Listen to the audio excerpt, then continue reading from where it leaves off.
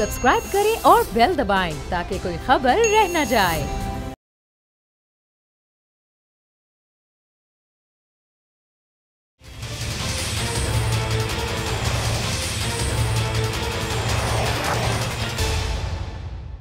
सुबुल खत्मुर रसूल मौलाए कुल जिसने गुबार राह को बख्शा फरोग़ वादी सीना, निगाह इश्क को मस्ती में वही अव्वल वही आखिर, वही कुरान वही फुरकान, वही यासीन वही ताहा। वो हस्ती जो मुसलमानों की मरकज़ अक़ीदत है, वो शख्सियत जिसकी हुर्मत पर कोई भी मुसलमान जान देने से दरीग़ नहीं करेगा, वो जिसने दुनिया में इंसानियत को जिंदा किया, आला तहजीब की बुनियाद रखी। नबी करीम सल्लल्लाहु अलैहि वसल्लम ने अपने अज़ली और अब्दी दुश्मनों को पत्थर के जवाब में फूलों का गुलदस्ता पेश किया, नफरत के अंधेरों में उल्फत और मोहब्बत की शमा रोशन की, आपसी फ़र्क और बुग़्ज़ और अदावत की बीख कुनी करके भाईचारगी और उल्फत और मोहब्बत के चश्मे बहाए। यही नहीं, फ़तह मक्का के मौके पर आप सल्लल्लाहु अलैहि वसल्लम मक्का में फ़ातिहाना अंदाज में दाखिल होते हैं। सहाबा ऐलान करते हैं कि आज बदले का दिन है, लेकिन ज़मीन और आसमान गवाही देते हैं कि ऐसा कुछ नहीं हुआ। ज़बान रसालत की सदाएं लोगों के कानों से टकराती हैं कि जाओ तुम सब आज़ाद हो, तुम लोगों से किसी किस्म का बदला नहीं लिया जाएगा। ये था आपका अखलाक करीमाना, ये था आपका अखलाक हसना का आला नमूना, जिसकी कोई दूसरी मिसाल इस रहती दुनिया तक मिल ही नहीं सकती। लेकिन मगरिब जो खुद को तहजीब का अलमबरदार समझता है और बदकिस्मती से मुसलमान ममालिक के हुक्मरान और अवाम इस बात में मुब्तला हैं कि वाकई मगरिब में हर चीज़ मयारी और काबिल रश्क है। इसमें कोई शक नहीं कि मगरिब का जमहूरी निज़ाम सदियों पर मुहित होने की वजह से मुस्तहकम है, लेकिन इसका असल चेहरा वो दूसरा चेहरा है। यूरोप के मुख्तलिफ ममालिक में वक्तन फ़वक्तन रहमतुल्लिल आलमीन सल्लल्लाहु अलैहि वसल्लम की शान में गुस्ताखी की नापाक हरकतें मंजर आम पर आती रहती हैं। कई गुस्ताख कुदरत की पकड़ में आकर इबरत का निशान भी बने, मगर यह शैतानी सिलसिला अब भी जारी है। मुतनाज़ फ्रांसीसी मैगजीन चार्ली हेब्डो ने एक बार फिर गुस्ताखाना खाके शाये कर दिए हैं। तौहीन आमेज़ खाके वही हैं जिनके रद्द अमल में 7 जनवरी 2015 को इस मैगजीन पर हमला किया गया था, और वो दोबारा शायद के एक ऐसे मौके पर की गई जब हमला करने वाले 2 भाइयों को मुबैना तौर पर मदद फराहम करने वाले 14 अफराद के खिलाफ मुकदमे का आगाज हो रहा है। ऐसा नहीं कि ये कोई पहला वाकया है या एक वाकया हो, ऐसा सालों से होता चला रहा है, और सन 2000 के बाद इसमें बाकायदा तेजी दिखाई दी है, और हर साल कुछ ना कुछ गुस्ताखाना मवाद शाये करके मुसलमानों के जज्बात को ठेस पहुंचाई जाती है। साल 2015 में ही अमेरिकन फ्रीडम डिफेंस इनिशिएटिव के तहत गुस्ताखाना खाकों के मुकाबले भी कराए गए। नवंबर 2018 में हॉलैंड की इस्लाम दुश्मन जमात फ्रीडम पार्टी के सरबरा गैरेट विल्डर्स ने गुस्ताखाना खाकों की नुमाइश का ऐलान किया था। 2.25 अरब मुसलमानों के मरकज़ अक़ीदत सैयदुल अंबिया खातिमुन नबीयीन सल्लल्लाहु अलैहि वसल्लम की ज़ात पाक पर हमले मगरिब के नज़दीक कोई मसला ही नहीं। जब गुस्ताखाना खाकों के खिलाफ आवाज़ बुलंद की जाती है तो पूरी मगरिबी दुनिया का एक ही जवाब होता है कि ये ज़ाती राय है, इंसानी हुकूक का मामला है, हर शख्स अपनी सोच के मुताबिक कोई काम कर सकता है। 60 के करीब मुस्लिम ममालिक, अरबों की तादाद में मुसलमान दुनिया में आबाद हैं, मगर अपनी कदर व मंजिलत से, कदर व कीमत से बेखबर हैं। दुनिया में जिंदा कौमें वही होती हैं जो अपने बुनियादी ईमान और अकायद की खुद हिफाजत करना जानती हैं। हमारे वज़ीर ख़ारजा शाह महमूद कुरैशी ने भी फ्रांसीसी मैगजीन के इस मज़मूम अमल की शदीद मजम्मत की है। कहा है कि आज़ादी इज़हार राय का मतलब ये नहीं कि आपके हाथ दूसरों की दिल आज़ारी का लाइसेंस आ गया हो। क्या कहा उन्होंने, जरा सुनिए। हम देख रहे हैं कि इस्लामोफोबिया, रेसिज्म और ज़ाइनोफोबिया का एक रुझान दुनिया में बढ़ता चला जा रहा है। इज़हार राय की आज़ादी आपको ये लाइसेंस नहीं देती कि आप लोगों के जज्बात को मजरूह करें। मैं अपनी जानिब से और हुकूमत पाकिस्तान की जानिब से फ्रांसीसी मैगजीन चार्ली हेब्डो की पुरजोर मजम्मत करता हूँ। सरवर कायनात सल्लल्लाहु अलैहि वसल्लम की ज़ात पर इन हमलों की वजह से आज पूरी उम्मत मुस्लिमों में कोई सलाहुद्दीन अय्यूबी, सुल्तान महमूद गजनवी, तारिक बिन ज़ियाद और मोहम्मद बिन कासिम मौजूद नहीं है। मुसलमान अवाम भी महज जज्बाती इज़हार अक़ीदत करते हैं और ये नहीं सोचते कि अपने मुल्कों के सियासी निज़ाम में ऐसी तब्दीलियाँ लाएं जिसके नतीजे में हमारे मुक़द्दसात महफूज हो सकें, क्योंकि हमारी पहचान तो है ही हमारे आका मौला सल्लल्लाहु अलैहि वसल्लम की मोहम्मद से वफ़ा तो हम तेरे हैं, ये जहाँ चीज़ है क्या लौह कलम तेरे हैं। इन नापाक अज़ाइम वालों को हमारा एक ही पैगाम है कि बस बहुत हो गया। मेरे साथ मौजूद हैं डॉक्टर आमिर लियाकत हुसैन साहब, सियासतदान हैं, रिसर्च स्कॉलर हैं और सबसे बढ़कर आशिक मुस्तफ़ा हैं। السلام علیکم ڈاکٹر صاحب. جی وعلیکم السلام. ڈاکٹر صاحب یہ مائنڈ سیٹ ہے, یہ ہر سال اس طرح کے گستاخانہ خاکے شائع کیے جاتے ہیں, مقابلے بھی اس کے منعقد کروائے جا چکے ہیں. اس مائنڈ سیٹ کو کیسے روکا جا سکتا ہے؟ مذمت تو کی جاتی ہے حکومتی سطح پر, مسلم ممالک اس کی اپنے اپنے طور پر مذمت کرتے ہیں, لیکن کیسی کلیکٹیو ایفرٹ ہونی چاہیے کہ ان کو اب منہ توڑ جواب دیا جا سکے؟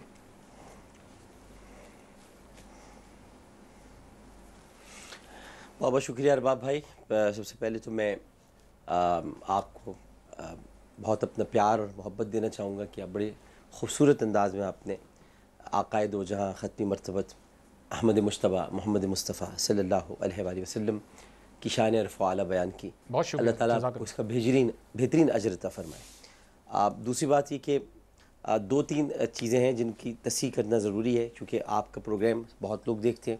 ایک تو یہ رسول اللہ صلی اللہ علیہ وسلم فاتحانہ انداز میں داخل نہیں ہوئے تھے, عاجزانہ انداز میں داخل ہوئے تھے. اور اس کے بارے میں قرآن شریف میں آتا ہے کہ فَسَبِّحْ بِحَمْدِ رَبِّكَ وَاسْتَغْفِرْ إِنَّهُ كَانَ تَوَّابًا. اور یہ اذا جاء نصر اللہ سے شروع ہوتی ہے, اذا جاء نصر اللہ والفتح ورأيت الناس يدخلون في دين الله افواجا, کہ رسول کریم صلی اللہ علیہ وسلم داخل ہو رہے تھے تو آپ کا سر اتنی عاجزی سے جھکا ہوا تھا کہ آپ کی ریش مبارک اونٹنی کے کجاوے سے ٹکرا رہی تھی, اور آپ کے ساتھ اونٹنی پر حضرت زید بن حارث کے صاحبزادے حضرت اسامہ بن زید رضی اللہ تعالی عنہ سوار تھے. تو آپ ایک فاتح کی حیثیت سے نہیں, ایک عاجز بندے کی حیثیت سے داخل ہوئے تھے. اسی لیے آپ نے لوگوں کو وہاں پہ معاف کیا اور فرمایا کہ یہ لا تثریب علیکم اليوم, یہ دن معاف کرنے کا دن ہے, یہ دن بدلہ لینے کا دن نہیں. دوسری بات یہ کہ ڈاکٹر صاحب آپ کو دعوت دینے کا مقصد یہ ہوتا ہے کہ آپ سے ہمیشہ دین کی باتیں سیکھنے کا موقع ملتا ہے, بہت کچھ سیکھنے کا موقع ملتا ہے, اصلاح ہو جاتی ہے ہماری. بہت شکریہ ڈاکٹر صاحب. نہیں مفتی زبیر صاحب ہمارے ساتھ موجود ہیں. مفتی صاحب, یہ جو گستاخانہ خاکے جس طرح سے شائع کرنے کا بار بار یہ سلسلہ چلتا ہے, ہماری حکومت ظاہر اس پر مذمت کرتی ہے, وزیر اعظم خود UN کے اجلاس میں اس پر بات کر چکے ہیں, شاہ محمود قریشی صاحب نے بھی اس کی مذمت کی. اب ضرورت کس بات کی ہے؟ اس سلسلے کو روکا کیسے جا سکتا ہے؟ مسلم امہ کو ایک ہونا پڑے گا. بسم اللہ الرحمن الرحیم نحمدہ و نصلی علی رسول الکریم اما بعد. دیکھیں سب سے پہلی بات تو یہ کہ جہاں جہاں مسلمانوں کو یہ اطلاع ملتی چلی جا رہی ہے, مسلمان تڑپتے چلے جا رہے ہیں, دکھ کا شکار ہیں, بے چینی کا شکار ہیں, شدید اضطراب اور اشتعال کا شکار ہوتے چلے جا رہے ہیں. خدا کی قسم مسلمانوں کے جذبات کا یہ حال ہے, 1.5 ارب مسلمانوں کو اگر آپ کسی ایک جگہ پر جمع کریں اور ان کو کہیں کہ یا تو تمہارے نبی آقائے نامدار صلی اللہ علیہ وسلم کو نعوذ باللہ معاذ اللہ ثم معاذ اللہ گالی دی جائے گی یا تم سب کو قتل کر دیا جائے گا, میں خدا کی قسم کھا کر کے کہتا ہوں, غیر جذباتی انداز میں کہہ رہا ہوں, سارے کے سارے مسلمان بیک آواز مر جانا, قتل ہو جانا برداشت کر لیں گے, لیکن نبی کی شان میں گستاخی برداشت نہیں کر سکتے. عالمی امن کو خطرہ لاحق ہو گیا ہے. اس وقت بقائے باہمی اقوام متحدہ کی قراردادیں غیر مؤثر ہو کر کے رہ گئی ہیں. یہ جو کہا جاتا ہے بقائے باہمی, یہ جو کہا جاتا ہے کہ لوگوں میں رواداری, ہیومن انسانی حقوق, لوگوں کی دل آزاری سے بچاؤ, اشتعال انگیزی سے بچاؤ, یہ سب کھوکھلے نعرے ہوتے چلے جاتے ہیں. مغرب کی ان باتوں کا کبھی کوئی اثر نہیں ہو سکتا جب وہ چارلی ایبڈو جیسی ناپاک حرکتوں کو, حرام جسارتوں کو نہیں روکیں گے. ان کھوکھلے نعروں کی دنیا کے اندر ناخن کے برابر بھی وقت نہیں رہے گی. کیوں عالمی امن کو برباد کیا جا رہا ہے؟ کیوں اقوام متحدہ قانون سازی نہیں کرتی؟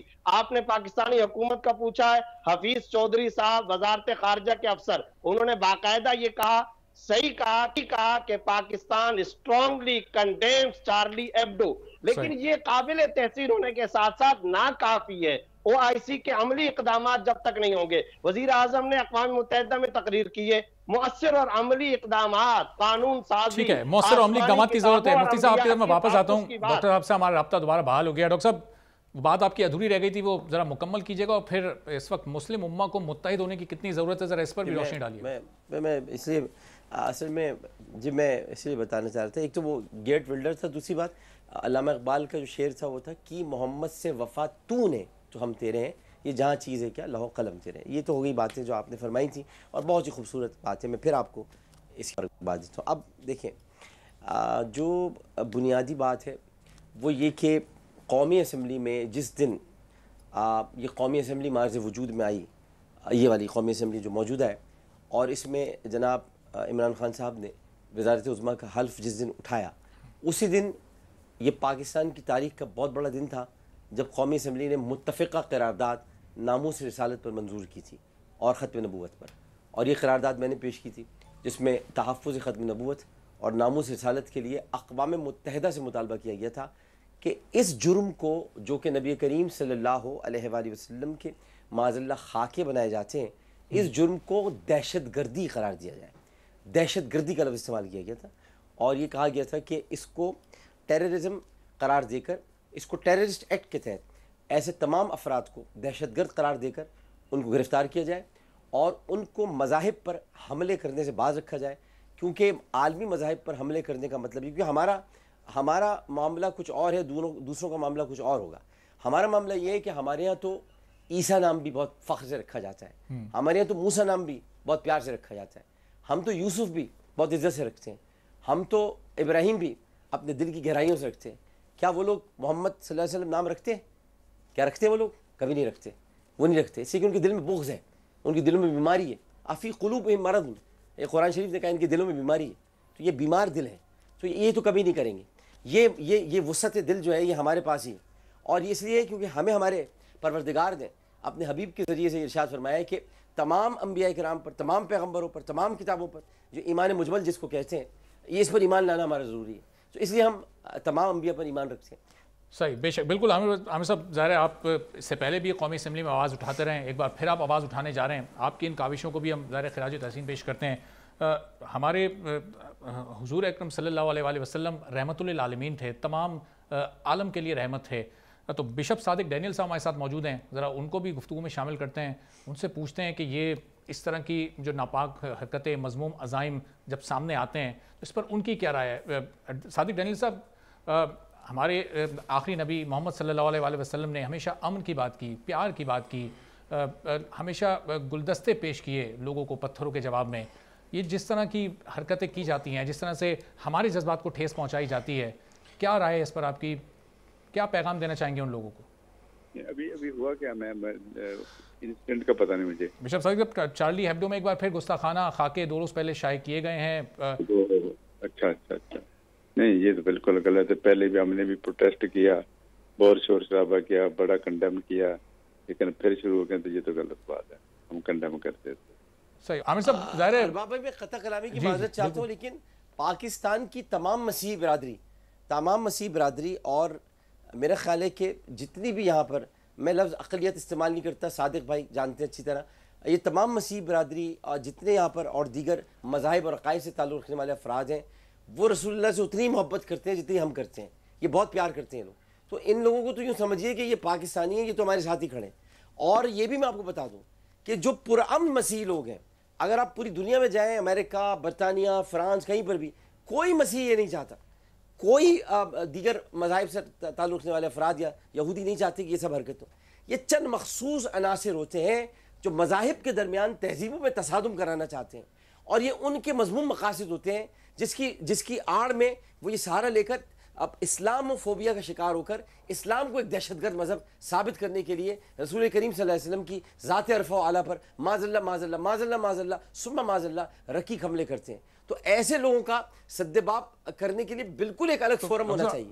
ہم لوگ تو سب ایک ساتھ ہیں. مخصوص عناصر ہیں، یہ کس کے ایجنڈے پر کام کر رہے ہیں، کہ پیچھے کون لوگ ہیں؟ اقوام متحدہ یہ تو کر دیتا ہے، اس کی سلامتی کونسل اقوام متحدہ کی سلامتی کونسل یہ تو کہہ دیتی ہے کہ بالکل صحیح ہے، گوانتانامو بے، وہاں پر دہشت گردوں کو رکھا جائے. میں کہتا ہوں کہ ایک اور گوانتانامو بے بنایا جائے اور وہاں پر ان دہشت گردوں کو رکھا جائے جو چارلی ہیبڈو میں یا مختلف اخبارات کے اندر نبی کریم صلی اللہ علیہ وسلم کے خاکے بنایا جاتا ہے. اب آپ پوچھیں کون لوگ ہیں؟ یہ ایک مخصوص موقع پر یہ نمودار ہوتے ہیں.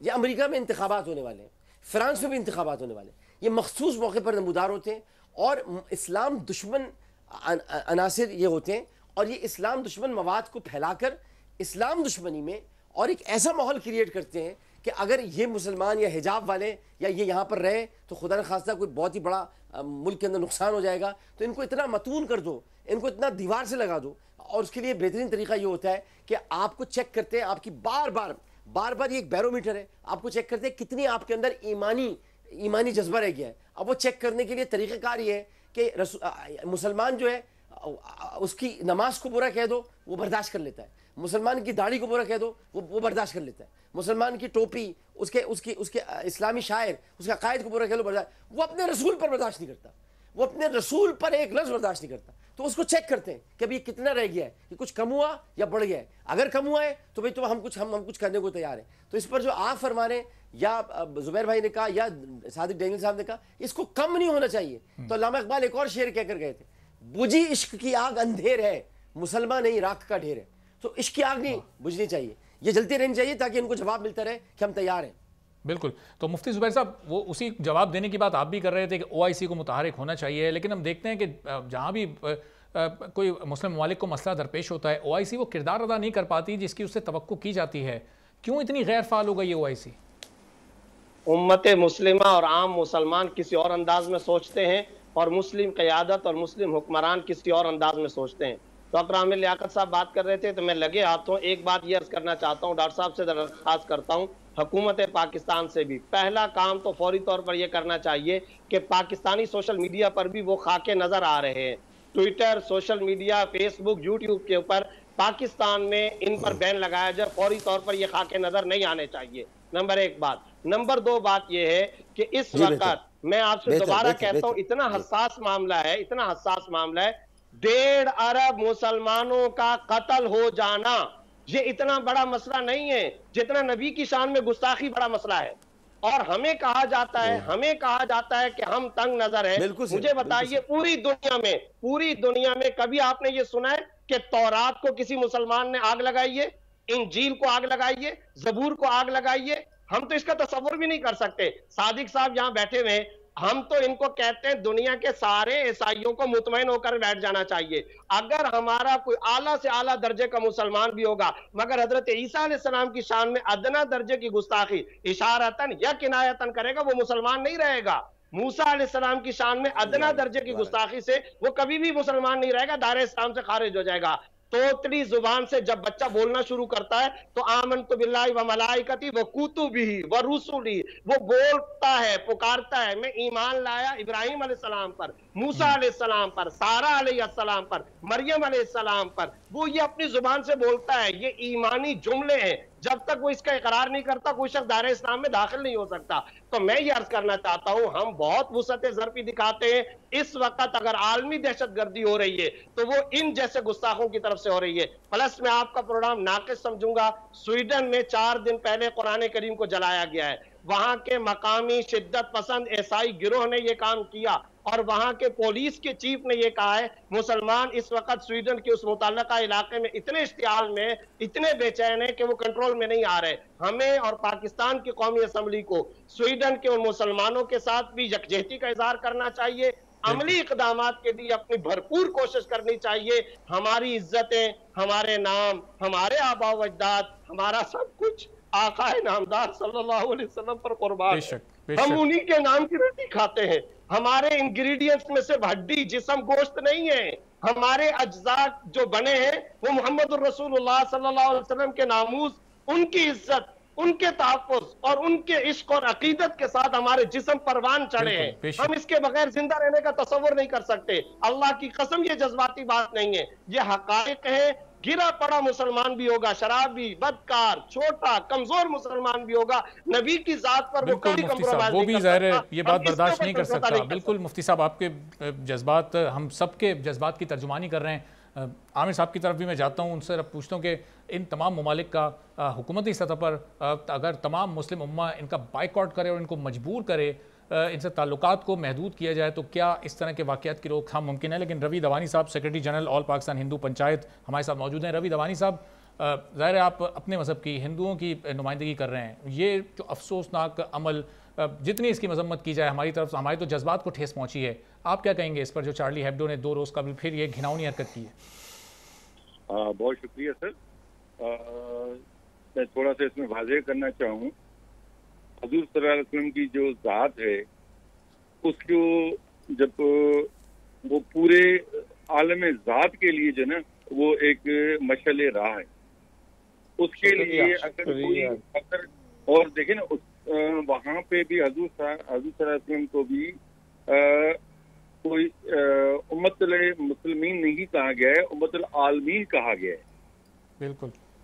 تو اس لیے جو نا ان کا جو یہ جو چیز ہے اس میں ہندو کمیونٹی پوری جو نا اس چیز میں آپ مسلم بھائیوں کے ساتھ ہم بالکل کھڑے ہوئے ہیں. اور یہ جو کھاکے وغیرہ یا جو چیز کی ہو رہی ہے اس کی ہم پوری ہندو کمیونٹی سخت مذمت کرتی ہے. اور ہم فرینچ گورنمنٹ کے ساتھ اور ہالینڈ گورنمنٹ کے میں بھی پہلے یہ کیا ہوا تھا، تو ہم ان سے پرزور ہم ان کو ریکویسٹ کرتے ہیں کہ اس طرح کی چیزیں جس میں کسی کی دل آزاری ہو، اس کے لیے ہم ان کو ریکویسٹ کریں گے کہ ان کے خلاف سخت سے سخت اقدامات اٹھائے جائیں اور ان کو باقاعدہ کیفر کردار تک ان کو پہنچائے. چلیں، بہت شکریہ روی دوانی صاحب، آپ کے بھی ظاہر تاثرات آئے، آپ کا ہم شکریہ ادا کرتے ہیں کہ آپ کی یہ سوچ ہے، بہت ہی پازیٹیو سوچ ہے. مفتی زبیر صاحب آپ کا بھی بہت شکریہ، آپ کو ہم مستقبل میں بھی اس ٹاپک پر دعوت دیتے رہیں گے. عامر لیاقت صاحب ہمارے ساتھ موجود ہیں. یہ جو ایشو ہے، یہ جو موضوع ہے، اس مستقل بنیاد پر بات کرتے ہی رہیں گے، لیکن کچھ بات آج ہمیں کراچی کے حوالے سے بھی کرنی ہے، چونکہ کراچی بہہ چکا ہے، کراچی اس وقت ٹوٹ چکا ہے. آرمی چیف یہاں پر آئے، شہباز شریف صاحب بھی یہاں پر آئے. اب لوگوں کو انتظار تھا کہ وزیر اعظم کب یہاں پر آتے ہیں. وزیر اعظم ہفتے کو آ رہے ہیں یہاں پر، اور اب امید بھی لوگوں کو یہ ہے کہ کچھ بڑا وہ اعلان کریں، صرف اعلان نہیں کریں بلکہ عملی اقدامات بھی نظر آئیں. تو عامر صاحب کیا اعلان وزیر اعظم کرنے والے ہیں؟ اس سے پہلے آپ نے بھی کئی بار ان سے شکوے کیے، شکایتیں کیں، کراچی کو اون کرنے کی بات کی. اب وزیر اعظم آ رہے ہیں، کیا پیکیج لے کر آ رہے ہیں؟ کیا امداد کریں گے کراچی کے لوگوں کی؟ جی ضرور. میں لیکن چونکہ مفتی صاحب چلے گئے، مگر شاید وہ سنے بعد میں، میں اللہ تعالیٰ ان کو اجر دے ان کے آنسوؤں پر جو انہوں نے ہم سب کے لیے یہ ایک مشعل رات ہے. آپ بھی شاید رو پڑے ہوں، میں بھی شاید جذبات میں آ گیا ہوں. اللہ تعالیٰ ان کو اس کا بہترین اجر عطا فرمائے جو عشق رسول میں ان کے آنسو بہیں. ابھی آپ نے جو فرمایا، دیکھیں بات یہ ہے ارباب بھائی کہ کراچی تو آپ نے صحیح فرمایا کہ بہہ چکا. کراچی میں کیا چیز بہہ چکی پتہ ہے آپ کو؟ کراچی میں احساس بہہ گیا ہے، کراچی میں رحم بہہ گیا ہے، کراچی میں انسانیت بہہ گئی ہے، کراچی میں احساس خودداری بہہ گیا ہے، کراچی میں احساس ذمہ داری بہہ گیا ہے.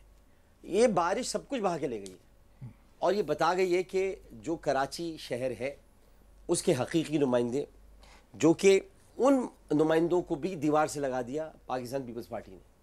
اور اس کا سب سے جو بدترین مظاہرہ ہے وہ یہ کہ کراچی کے جن علاقوں میں لبالب پانی بھرا ہوا ہے اور جہاں پہ M N As M P As ہیں، ہمارے وزیر اعلیٰ صاحب نے ان علاقوں میں ان M N As M P As کے ساتھ بھی دورہ کرنا مناسب نہیں سمجھا کہ وہ عامر لیاقت حسین سے رابطہ کرتے، یا وہ آفتاب جہانگیر سے رابطہ کرتے، یا وہ آفتاب صدیقی سے کرتے، یا وہ فیصل واڈر سے کرتے، یا وہ علی زیدی یا کسی سے بھی کرتے کہ جی ہم آپ کے علاقے میں آ رہے ہیں، چونکہ کراچی سے تو ہمیں ووٹ میں لے لیں گے تو ہم آپ کے ساتھ مل کر چل گئے. تو ہم کیا انکار کر دیتے؟ کیا ہم انہیں منع کر دیتے؟ ہم ان کو کم از کم جا کے نشاندہی کراتے کہ مراد علی صاحب یہ جگہ ہے، یہ مقامات ہیں، یہ ہیں، یہاں سے پانی نکلنا ہے. وہ تو نہیں آئے. اب وزیر اعظم صاحب آ رہے ہیں تو وزیر اعظم صاحب سے امیدوں کی بات نہیں ہے. وزیر اعظم صاحب بڑے درد کے ساتھ آ رہے ہیں، کیونکہ میں نے پہلے بھی بتایا تھا کسی اور چینل پہ کہ دیکھیں بارش سے 2 دن پہلے بھی بات ہوئی تھی اور میں نے ان کو کہا تھا کہ، اور اس سے پہلے جو 7واں ضلع بننے جا رہا تھا میں ان کی ہدایت پہ کوٹ گیا تھا درخواست لے کر. تو مطلب یہ کہ ان کا اپنا یہ آنے کا فیصلہ ان کا اپنا ہے، اور وہ اس لیے بھی آ رہے ہیں کہ ظاہر ہے وہ آ کر کراچی میں کراچی کے لوگوں کے دکھوں کا مداوع کرنے کے لیے آ رہے ہیں. وہ یہاں پر ظاہر ہے کہ شہباز شریف آئے تو وہ کیا یاجوج ماجوج تھے کہ پانی پی جائیں گے سارا اور کراچی ایک دم صحیح ہو جائے گا؟ نہ وہ پانی پی جائیں گے، نہ پانی پینے سے صحیح ہوگا، اور پانی ویسے ویسے کھڑا رہے گا. فیصلہ یہ کرنا ہے تمام اسٹیک ہولڈرز کو مل کے کہ آیا اس شہر کو بچانا ہے یا اس شہر کو سندھ کے نقشے سے غائب کر دینا ہے یا اس کو پاکستان کے نقشے سے غائب کر دینا ہے. کیونکہ اب بس آپ کا پروگرام ہے بس بہت ہو گیا، تو واقعی بس بہت ہو گیا. اب یہ دیکھنا پڑے گا آپ کو کہ آپ سب کو ساتھ لے کر چل سکتے ہیں یا نہیں چل سکتے. یہ دیکھنا کس کو ہے؟ یہ وزیر اعلیٰ کو دیکھنا ہے. وزیر اعظم تو آپ کو پیکیج دے رہے ہیں، وزیر اعظم تو آپ سے کہہ رہے ہیں، وزیر اعظم نے کمیٹی بنا دی، سب کچھ کر دیا. لیکن عامر صاحب کراچی کی جو موجودہ حالت ہے اس کو اس حالت تک جو پہنچانے والے لوگ ہیں، جو ذمہ داران ہیں، ان کا بھی تعین ہونا چاہیے، ان کو بھی کچھ تو سزا ملنی چاہیے جو لوگوں کو اتنی اذیت سے دوچار کر چکے. سر 12 سال میں آپ سے کہتا ہوں نا، 12 سال جو ہیں، 12 سال ایک نالے کی صفائی کے لیے تو کم از کم بہت ہے. 12 سال ابھی چھوڑ دیجئے پچھلے 30 برسوں کو. میں کہتا ہوں کہ 12 برسوں میں کیا نالے بھی صاف نہیں ہو سکے؟ 12 برسوں میں جو نئے ڈیولپمنٹ پروجیکٹس تھے جو کہ 12 برسوں کے ہیں، تو 12 برس سے کس کی حکومت ہے سندھ میں؟ ارے آپ کراچی کی بات کرتے ہیں، یہ جہاں سے منتخب ہوئے لاڑکانہ، نواب شاہ، سکھر، ادھر تو جا کے دیکھیے لاڑکانہ کی کیا حالات ہیں. سندھ میں آپ کو کتے نظر آئیں گے کھلے ہوئے اور وہ پھرتے ہوئے نظر آئیں گے، آپ کتوں کی حکومت ہے. لیکن سندھ میں آپ کتوں کی حکومت سے مراد ابھی سمجھ لیں، میں کتوں کی بات کر رہا ہوں، کل کو خدا نہ خاصہ سمجھیں ہمیں کہہ رہے ہیں یہ تو ایسی، یہ تو فوراً پکڑ لیتے ہیں باتوں کو، تو کتے پھر رہے ہوتے ہیں اور لوگوں کو کاٹ رہے ہوتے ہیں. اب ان کو ویکسین لگانے کے بچوں کو اس کے بعد ان کے پاس ویکسین نہیں ہے، ویکسینیشن نہیں ہے. تو اس کا مطلب یہ کہ 12 سال سے جن کی حکومت ہے انہوں نے اپنی ذمہ داریاں پوری نہیں کی ہیں، اور یہ بات بالکل درست ہے، یہ آیا ہو چکی ہے بات. پروگرام میں ایک بریک شامل کریں گے، بریک کے بعد جب واپس تو وزیر ٹرانسپورٹ اویس قادر شاہ صاحب ہمارے ساتھ موجود ہوں گے اور ان سے سندھ حکومت کا موقف بھی وزیر اعظم کے دورہ کراچی پر جاننے کی کوشش کریں گے ایک بریک کے بعد.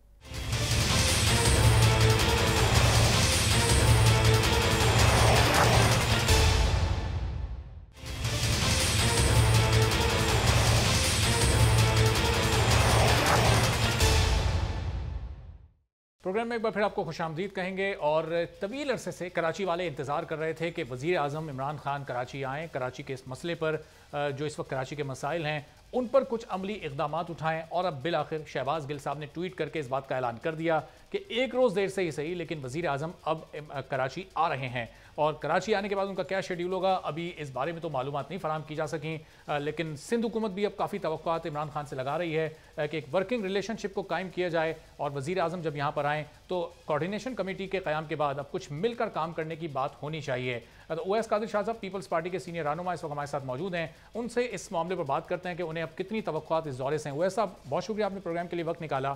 اب وزیر اعظم عمران خان کراچی آ رہے ہیں، کوشش آپ کو بھی کرنی چاہیے کہ سندھ حکومت ان سے ملے، ایک ورکنگ ریلیشن شپ قائم ہو. کیا آپ کو توقع ہے ان کے اس دورے سے؟ سندھ حکومت کیا چاہتی ہے؟ کیا اقدامات اٹھائیں وزیر اعظم؟ بسم اللہ الرحمن الرحیم. جی سب سے پہلے تو پرائم منسٹر صاحب اگر کراچی آ رہے ہیں تو میں انہیں ویلکم کرتا ہوں سندھ گورنمنٹ کی طرف سے، اچھی بات، کراچی والوں کی طرف سے، اپنے پورے صوبے کی طرف سے. اور امید ہے کہ وزیر اعظم صاحب جب کل چیف منسٹر سندھ کے ساتھ ملاقات کریں گے، جو ان کا اسکیجول ہے، تو اس میں وہ چیزیں ضرور ڈسکس کی جائیں گی جو مسائل درپیش ہیں، جن کی وجہ سے یہاں پہ ڈیولپمنٹ میں یا دوسرے جو مسائل ہیں ان میں تاخیر ہوتی ہے. اور امید یہ رکھتے ہیں کہ کل جب وزیر اعظم صاحب چیف منسٹر سندھ کے ساتھ بیٹھیں گے تو ہمارے وہ جو فائنینشیل ایشوز پینڈنگ ہیں ماضی کے یا اب بھی جو ہمیں صوبے میں جو پرابلمز آ رہے ہیں، وہ جو باٹل نیکس جہاں پر ہیں وہاں پہ ان پہ ڈسکس ہوگا اور ان کا کوئی بہت سالڈ سولوشن نکلے گا. اور امید ہے کہ یہ دورہ جو وزیر اعظم صاحب کا ہے وہ سندھ کے عوام کے لیے اچھا ہوگا. ہم امید رکھتے ہیں اس چیز کی. ویسا اب کمیٹی بن چکی ہے، وفاق کے نمائندے بھی شامل ہیں، صوبائی حکومت کے بھی نمائندے شامل ہیں، کراچی کے بنیادی مسائل اس کمیٹی نے حل کرنے ہیں. واقعی اس کمیٹی کے ذریعے اب کراچی کے مسائل حل ہوں گے یا یہ صرف باتوں کی حد تک یہ کمیٹی بنائی گئی ہے، اگلی بارش ہوگی پھر شہر ڈوبا ہوگا پھر یہی مناظر دکھائی دیں گے؟ دیکھیں پہلے تو اس کمیٹی کے بارے میں بہت سی غلط چیزیں پروپیگیٹ کی گئیں کہ یہ اس میں کوئی پولیٹیکل جماعتیں بھی بیٹھی ہیں. دوسرے دیکھیں 2 گورنمنٹس بیٹھی ہیں، فیڈرل گورنمنٹ اور پروونشل گورنمنٹ.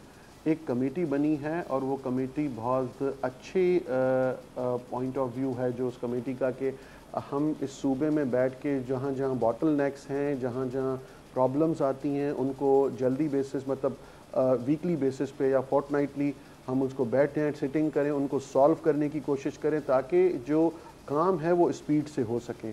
اگر آپ یہ کہہ رہے ہیں کہ یہ ماضی کی طرح ہوگی تو یہ میں بالکل اس کو ڈینائی کروں گا کہ چلیں جو غلطیاں ہو گئیں وہ پروونشل گورنمنٹ سے ہوئی ہوں، فیڈرل گورنمنٹ سے ہوئی ہوں، اس کو ہم اگر نہ دیکھیں اور اب یہ کریں کہ اس کو خوش آئند سمجھ کے اور اس کو آگے بڑھاتے ہوئے یہ بات کروں کہ یہ اب جب سٹنگز ہوں گی تو جہاں جہاں پہ چیزیں خراب ہوئی ہیں، جن وجوہات کی بنا پہ ڈیولپمنٹ ڈیلے ہوئی ہے، تو اس کمیٹی سے یہ امید ہے کہ وہ ڈیولپمنٹس جو ہیں ہمارے پورے صوبے میں جو پروجیکٹس ہیں وہ باٹل نیک سالو ہوں گے اور سندھ گورنمنٹ کے جو فائنینشیل ایشوز پینڈنگ ہیں وہ بھی ٹھیک ہے. چلیں بہت اچھی بات ہے کہ کمیٹی یہ سارے ایشوز حل کرے گی، لیکن کراچی کا جو صوبہ ہے گرین لائن منصوبہ نہ وفاق اس کو مکمل کر سکا.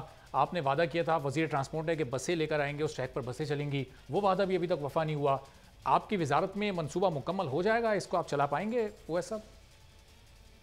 دیکھیے جی، سب سے پہلے تو ایک بات جو 2 سال سے میں مختلف ٹاک شوز پہ اور میڈیا کے دوستوں کو بتاتا رہا ہوں کہ گرین لائن सिंध गवर्नमेंट का मंसूबा नहीं है। और इस पे मैंने बहुत दफ़ा सुना है कि मेरे PTI के दोस्तों को भी शायद ये गलत खबर है और वो गलत ये चीज़ मीडिया पे भी बता रहे हैं।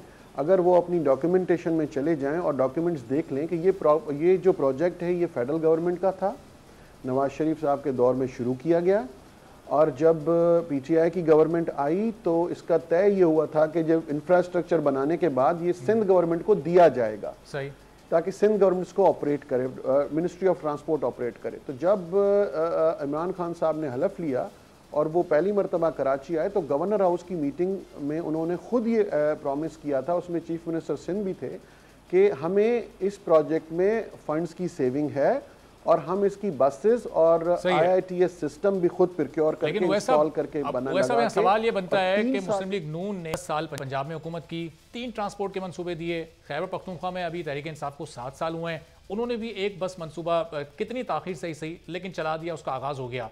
सिंध में आपकी 12 साल से हुकूमत है, कोई एक मंसूबा ट्रांसपोर्ट का आप लोग नहीं ला सके, इसकी क्या वजह है सर? बात बिल्कुल ठीक है। मैंने पहले भी कहा था कि ये मंसूबे ट्रांसपोर्ट के यहाँ पे बनने चाहिए थे। अब अगर उस चीज़ पे बहस करेंगे तो वो फाइनेंशियल इश्यूज़ की वजह से नहीं बने या दूसरे मंसूबे किसी वजह से नहीं बने, वजूहात की वजह से। लेकिन एक चीज़ मैंने जो प्रॉमिस की थी, मैंने अपनी पूरी कोशिश की कि मैं प्राइवेट कंपनीज़ को कराची में ले आऊँ। बहुत हद तक हम कामयाब भी हुए कि एयरलिफ्ट और SWVL जैसी ऑनलाइन सर्विसेज को हमने कराची में स्टार्ट करवाया। अब जहाँ तक BRT सर्विस का ताल्लुक़ है तो हमारे जो 2 मंसूबे इंशाअल्लाह बहुत बड़े मंसूबे हैं। एक रेड लाइन BRT सर्विस जो एशियन डेवलपमेंट बैंक की तरफ से और Sindh government, Asian development bank और सिंध गवर्नमेंट के इश्तराक से बनाया जा रहा है। इस साल हम दिसंबर में या उसमें उसकी ग्राउंड ब्रेकिंग करेंगे। वो हमारा प्रोजेक्ट अल्हम्दुलिल्लाह मैच्योर हो गया है। और दूसरा जो दुनिया का, मैं ये भी बताऊं, कभी आपको तफसीलन इसके बारे में बताऊंगा, ये दुनिया का मुनफरिद तरीन प्रोजेक्ट है जो पहली मरतबा पाकिस्तान में लगाया जा रहा है और हमारे शहर में आ रहा है, जो बायोमीथेन गैस पे बसेस इस पे ऑपरेट की जाएंगी, बायोमीथेन गैस पे, जो पहली मरतबा हो रहा है, पहले यहाँ पे कभी नहीं हुआ। और दूसरा मंसूबा येलो लाइन का जो वर्ल्ड बैंक और सिंध गवर्नमेंट मिलके बना रहे हैं, इंशाल्लाह ये भी जनवरी फरवरी तक इसकी ग्राउंड ब्रेकिंग ठीक है। चलें उवैस कादिर शाह साहब, एक बार फिर आप तारीखें दे रहे हैं, पहले आप बसें चलाने की तारीखें देते रहे हैं, बहुत शुक्रिया, आप हमारे साथ मौजूद थे, गुफ्तगू कर रहे थे और वज़ीर आज़म से जो तवक्कुआत हैं सिंध हुकूमत को उसके बारे में बता रहे थे। और एक अहम मुलाकात भी हुई जो कि गुज़िश्ता रोज़ हुई थी, जब शहबाज शरीफ मिले थे बिलावल हाउस जाके बिलावल भुट्टो जरदारी और आसिफ अली जरदारी से। उसकी अंदरूनी कहानी अब सामने आना शुरू हो गई है कि पीपल्स पार्टी ये चाहती है कि इस हुकूमत को इन हाउस चेंज के ज़रिए फौरी तौर पर घर भेजा जाए, लेकिन मुस्लिम लीग नून इसकी वाज़ेह मुखालफत कर रही है। शहबाज शरीफ ने कहा कि ये हुकूमत अपनी ही कारकर्दगी के बोझ से गिरनी चाहिए और अवाम के ज़रिए इसको घर भेजा जाना चाहिए। तो इसका मतलब कि इस वक्त शहबाज शरीफ और नून लीग ये नहीं चाहती कि ये हुकूमत घर जाए या गिरे, बल्कि उनका मौक़िफ़ ये है कि अपनी मुद्दत हुकूमत 5 साल पूरी करे। इसी मामले पर बात करते हैं निहाल हाशमी साहब, मुस्लिम लीग नून के सीनियर रहनुमा हमारे साथ मौजूद है। निहाल साहब, तो इस वक्त नून लीग हुकूमत को फौरी तौर पर घर नहीं भेजना चाहती, इसकी मुद्दत पूरी कराना चाहती है, उसके बाद ये चाहती है कि अवाम में जाएँ, फिर अवाम फैसला करे अगले इंतखाबात में, ऐसा ही है? बिस्मिल्लाहिर्रहमानिर्रहीम। देखिए, नून लीग चाहती है कि नहीं चाहती है, पाकिस्तान के अवाम चाहते हैं कि ये हुकूमत फौरी तौर पे अपने घर जाए। पाकिस्तान के मजदूर चाहते हैं, पाकिस्तान के किसान चाहते हैं। जहाँ पे महंगाई अपने उरूज पे है, तो फिर हुकूमत का काम नहीं होता है कि लोगों की जिंदगियों को मुश्किलात पैदा करें।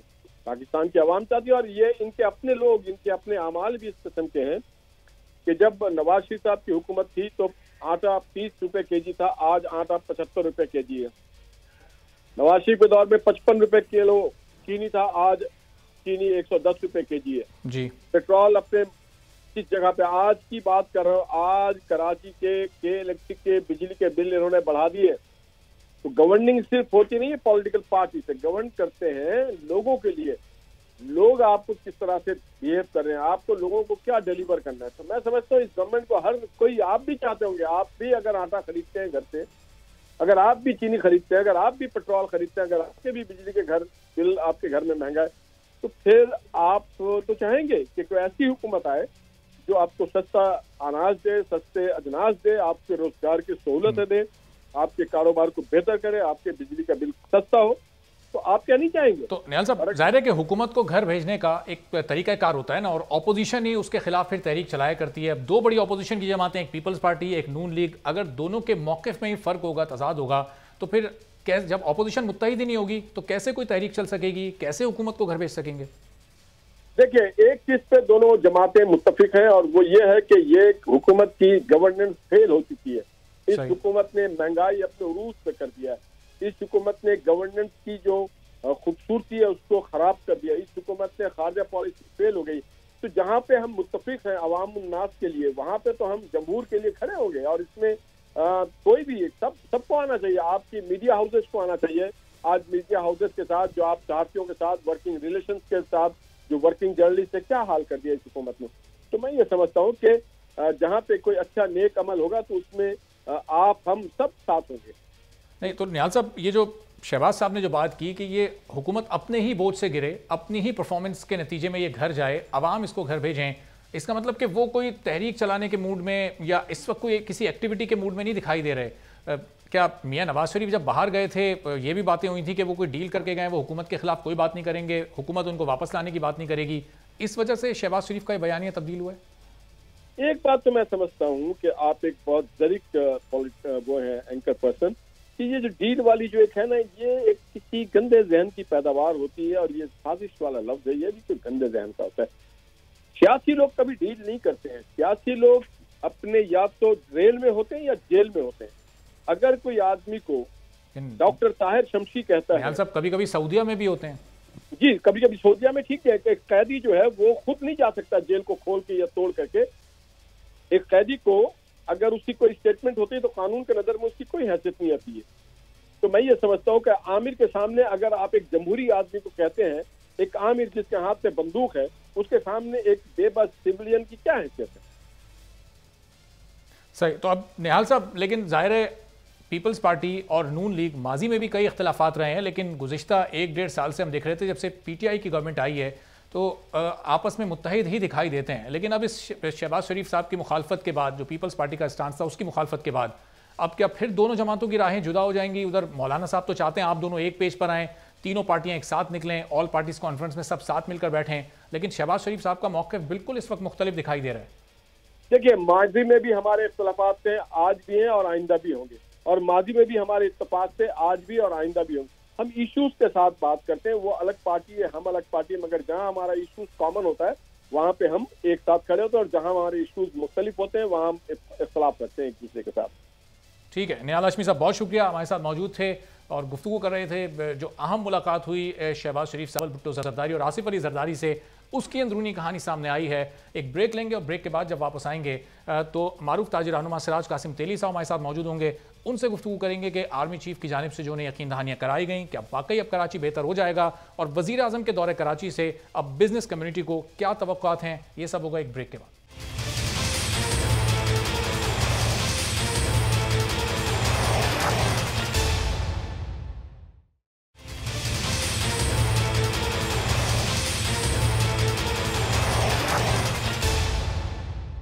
پروگرام میں ایک بار پھر آپ کو خوش آمدید کہیں گے. اور آرمی چیف کا دورہ کراچی انتہائی اہم تھا. کراچی کی تاجر برادری سے انہوں نے ملاقات کی اور ان کو یقین دہانی بھی کروائی کہ جو بھی ان کی شکایات ہیں ان کو کنسیڈر کیا جائے گا اور ان کو حل کرنے کے لیے ان کی مدد بھی کی جائے گی، اور آئندہ 3 سال میں کراچی کا نقشہ بالکل مختلف ہوگا.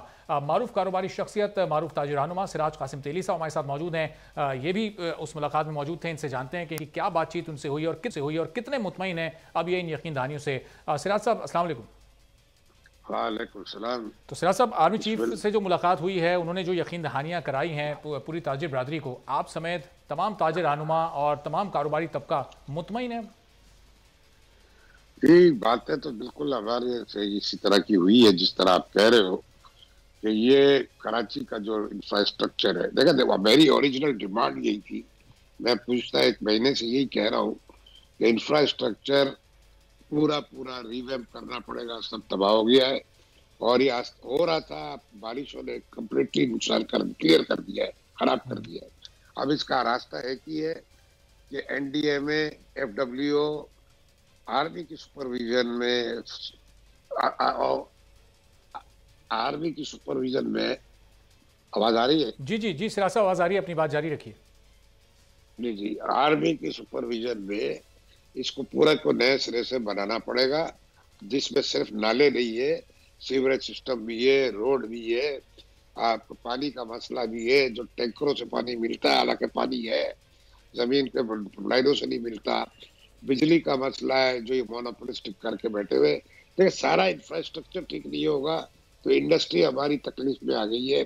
26,000 इंडस्ट्रियां हैं 7 इंडस्ट्रियल जोन में।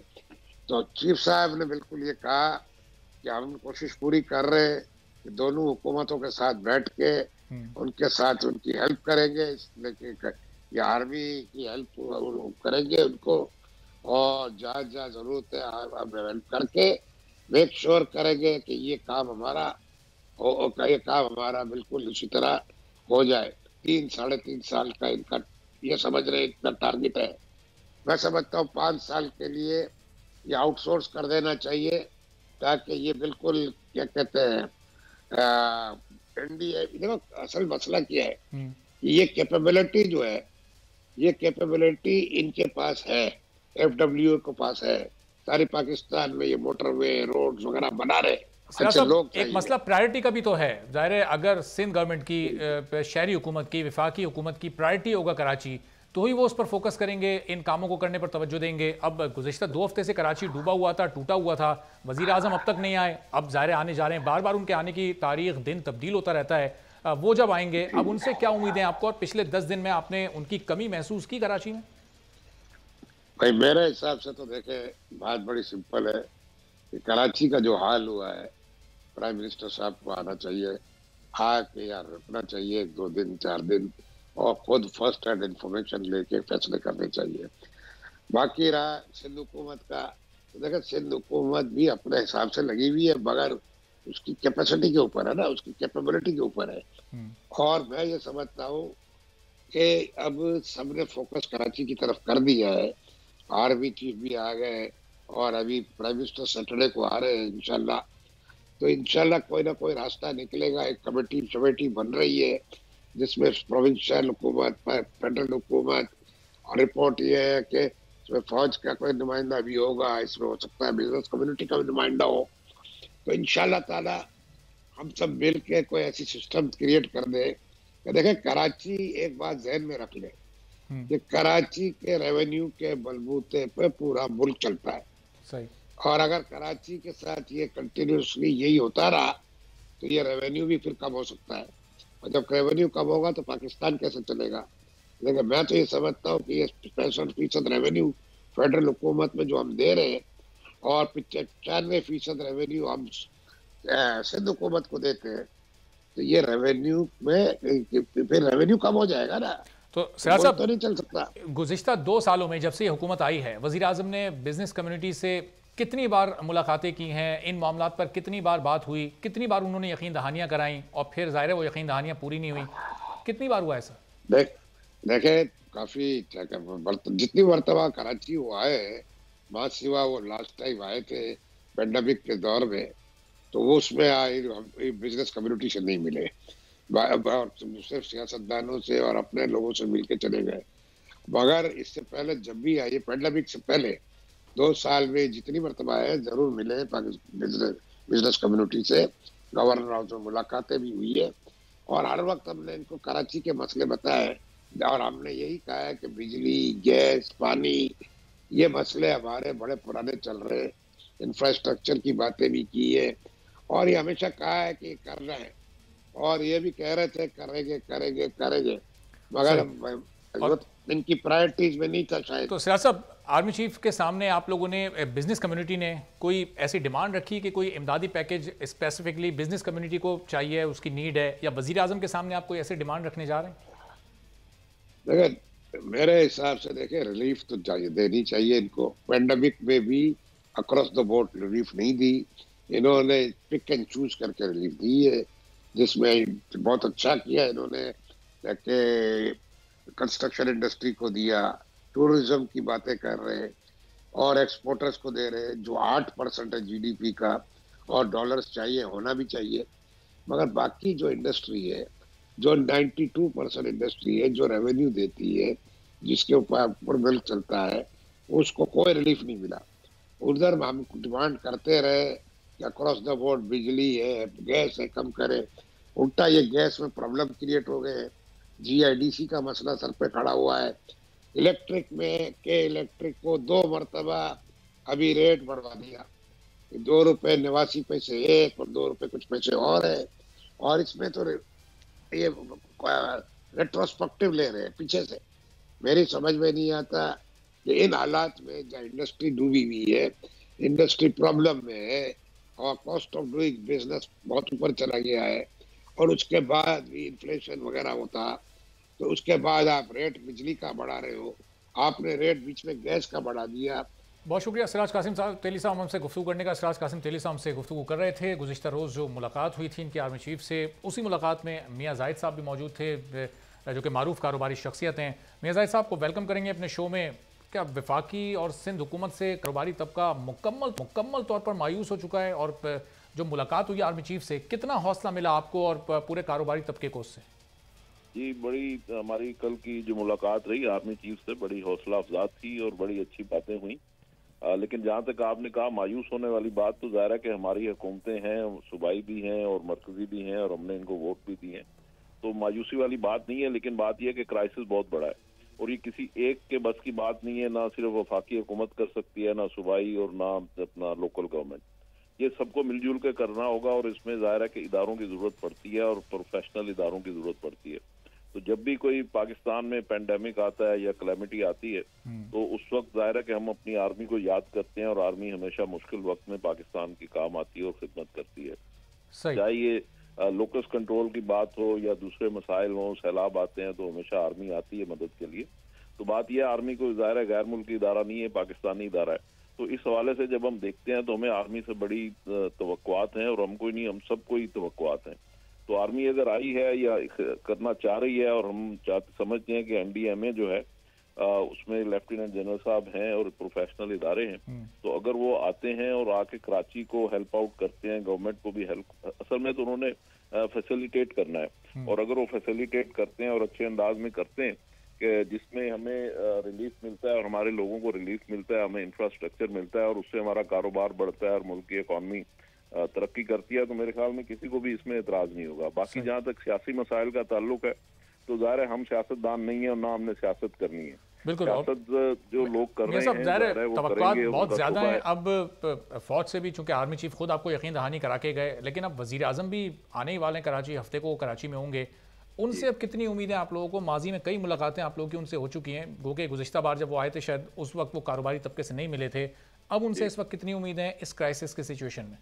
या मैं समझता हूँ कि देखें, मुल्क के चीफ एग्जीक्यूटिव तो जाहिर है कि प्राइम मिनिस्टर ही हैं, और सूबे के चीफ एग्जीक्यूटिव हमारे वजीर आला हैं। मैं समझता हूँ कि एक वर्किंग रिलेशनशिप होनी चाहिए, किसी को भी आउटबोर्ड करने की जरूरत नहीं है, ना गुंजाइश है कॉन्स्टिट्यूशन में, बल्कि मिलजुल के काम करने की जरूरत है।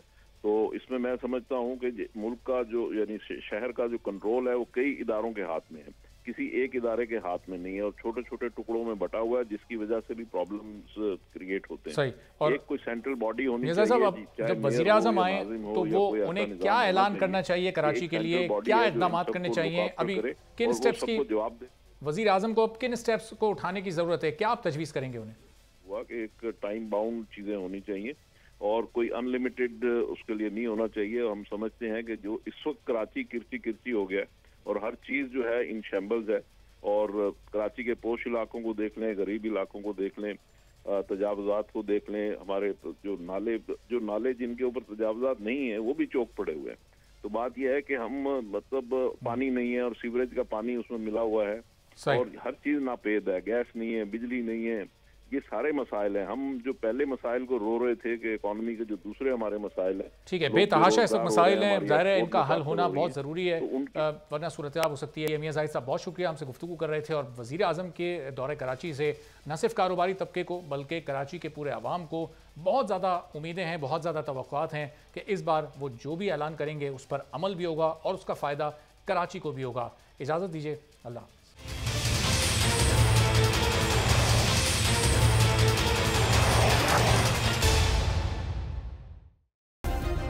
सब्सक्राइब करें और बेल दबाएं ताकि कोई खबर रह न जाए।